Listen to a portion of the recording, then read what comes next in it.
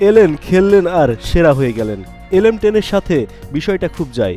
Inter মায়ামির হয়ে major league সকারে Lionel Messi এবার প্রথম পূর্ণ মৌসুম খেলেছেন। দলকে সাপোর্টার শিল্ড পুরস্কার জিতিয়ে প্রথম পূর্ণ মৌসুমে হয়েছেন MLS-এর বর্ষসেরা। গতকাল লিগের পক্ষ থেকে দেয়া বিবৃতিতে ল্যান্ডন ডোনোভ্যান মোস্ট ভ্যালুয়েবল প্লেয়ার হিসেবে ঘোষণা করা হয়েছে মেসির নাম। MLS-এ চলতি মৌসুমে 34 ম্যাচের মধ্যে 19 ম্যাচ খেলেছেন মেসি, গোল করেছেন 20টি, করিয়েছেন আরও 16টি। রেগুলার সিজনে রেকর্ড 74 পয়েন্ট তুলতে পেরেছে মেসির দল, জিতেছে সর্বোচ্চ পয়েন্টের সাপোর্টার শিল্ড। হতে পারেনি লিগ চ্যাম্পিয়ন, তবে MLS-এর 2 কনফারেন্স মিলিয়ে পয়েন্ট তালিকায় শীর্ষে থাকার সুবাদে আগামী বছরের ক্লাব বিশ্বকাপে জায়গা হয়েছে মিয়ামির।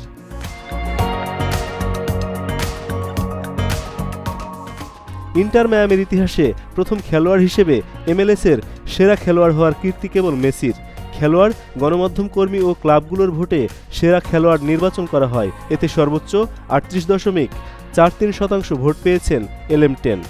দ্বিতীয় সর্বোচ্চ 33.70% ভোট পেয়েছেন কুচো ফার্নান্দেজ। মেসির সতীর্থ লুইস সুয়ারেজ ভোট পেয়েছেন 2.17%। 2024 সালে MLS-এ 6 বার সপ্তাহের সেরা এবং 2 বার মাসের সেরা খেলোয়াড়ের স্বীকৃতিও পেয়েছিলেন মেসি।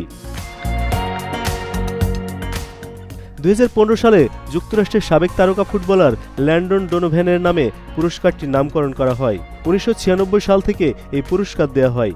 মেসি মায়ামিতে যোগ দেন 2023 সালে। মায়ামিতে নিজের প্রথম মৌসুমে 14 ম্যাচে 11 গোল করেন মেসি, সতীর্থদের দিয়ে করান 5 গোল। সেবার দলকে এনে দেন লিগস কাপের ট্রফি, যা ডেভিড বেকহ্যামের মালিকানাধীন ক্লাবটির ইতিহাসের প্রথম শিরোপা। SM বাবু, এশিয়ান পোস্ট।